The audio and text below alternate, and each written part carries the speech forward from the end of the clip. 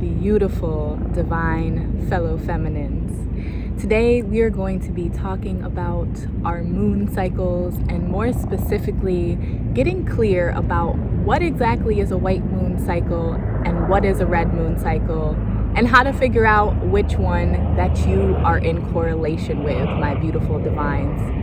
Now, please do excuse the noise. I am clearly out in nature, and for some reason, it doesn't matter if I record at home or outside, the noise finds me. I would like to preface this video by saying that I am specifically going to be talking about those divine feminines who are in their reproductive years with a pretty regular cycle. Now, this is not to say that if you are no longer in your reproductive years or if you're not regular, that you are not in connection with the moon, because you certainly are, but that will be an entirely different video for another day. Let me know if that's something you would also like to see. So I don't want to waste any of your time. I have a few notes here, but let's go ahead and dive right in. So your cycle or menstruation or bleeding is oftentimes referred to as getting your moon. Okay, this is a sacred time, my beautiful women. We've oftentimes grown up in a society where getting your period is seen as a problem or an inconvenience, when in ancient times it was your goddess time. You were taken away from the men. You would be practicing and partaking in rituals.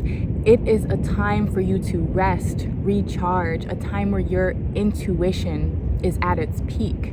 And we live in a society where it's all about productivity, numbers, hustling, getting as much done in the shortest amount of time as possible. But great things take time.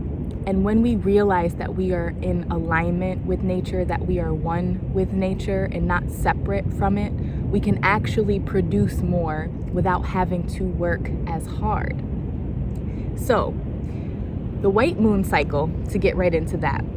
The white moon cycle is when you bleed or menstruate with the new moon, when it's completely dark, you can't see it in the sky, and then you ovulate with the full moon.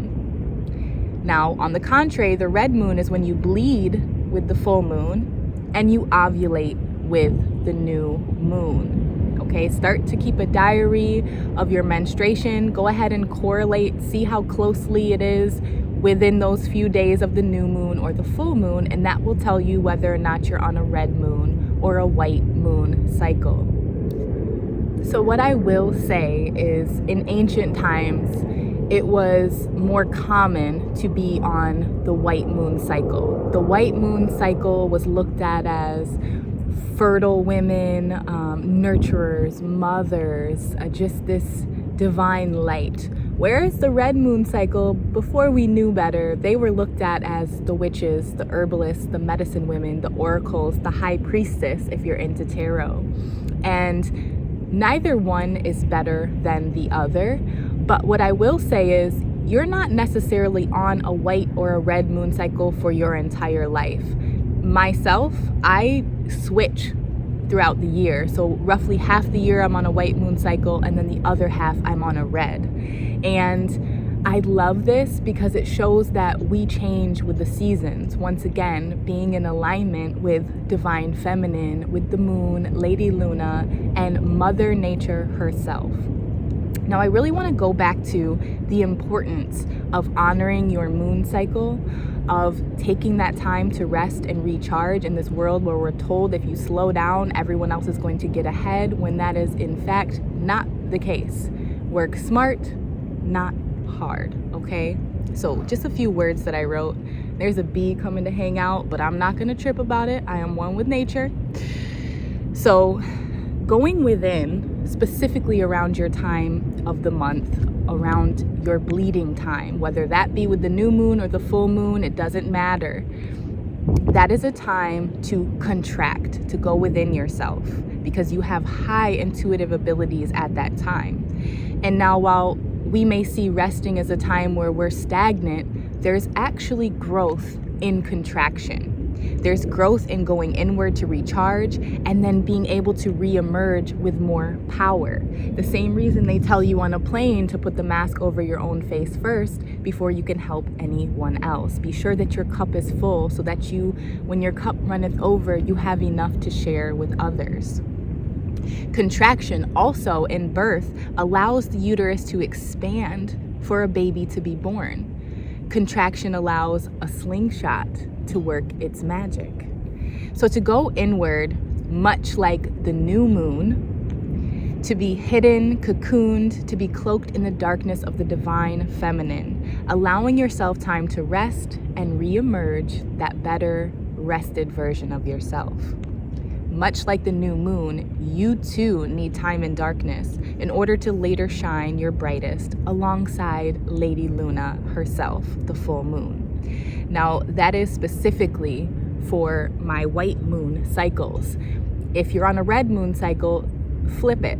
Just listen to your body. It's okay if you're not feeling your brightest at the full moon when you're on that red moon cycle. That full moon may be the time for when you need to go inward and recharge. So just keep that in mind as I speak of this. Now, you may notice that around the time of ovulation, about 2 weeks after your first day of bleeding, that you have all of this energy. You may be making plans and, oh yeah, I'll be at that party 2 weeks from now. And then menstruation rolls around and you're like, why did I make all of these plans? I just want to be at home reading a book, drinking a cup of tea. These helicopters, they're just trying to show themselves in our video today. So it is highly important to be aware of your moon cycle, of your phases throughout the month. That way you can better show up and plan your life around your menstruation. And now we're in a society where they say, just keep going ahead, still work out, still do this when you're bleeding, when in fact, once again, it's when we mimic nature, not try to fight Mother Nature, that we actually produce our best selves, and that productivity is at its highest. So this means to be one with the universe. We are in alignment with Mother Nature, once again, not separate from her. So when we act in alignment with our own cycles that mimic her, it's within our best interest not to fight. We can work with her by honoring our cycles, our bodies, and our ever fluctuating seasons of the moon. Now, here are a few tips in order to do this. Keep a diary of your menstruation. Label it day 1 through 7. I'm not sure how long your cycle is, but usually it's roughly 3 to 7 days. And on those 7 days, keep a note of 1, how your body is feeling. 2, log your mood. 3, exercise if you're feeling up to it and what type of exercise you did. This can also show you how your exercise and the days of your cycle affect your mood. Label your flow, whether it's light, medium, heavy, or super heavy, okay? Note what phase the moon is in. Is it waxing, waning? Is it full, or is it new? So that you can better find whether you're in that white moon or red moon cycle. You may also want to log your cravings or your changes in eating habits around this time. Now, today, once again, I'm specifically covering those who are in their reproductive years and those who have a pretty regular cycle, because it's easier to see what cycle you're in with the moon. Now, this is not to say that those who are not menstruating regularly or those who are no longer in their reproductive years, this is not to say that they are not in connection with the moon. They very much are, but that's going to be a separate video for an entirely different day. Let me know if that's something you'd like to see. So getting back to the white and red moon cycles, that's also going to be another video in which I can dive deeper into those things. But just once again, to cover what we've went over today, the red moon cycle is the medicine women, the witches, the oracles, the high priestess. These are the women who bleed with the full moon and they ovulate with the new moon. On the contrary, the white moon, who are known as the mothers, the nurturers, the most fertile women in the ancient days, bleed with the new moon and ovulate with the full moon. Now, if you're bleeding regularly, it is highly likely that you are fertile regardless. So don't let those old ancient stereotypes fool you. I would love to dive deeper into this. I would love to hear from you, my divine feminines.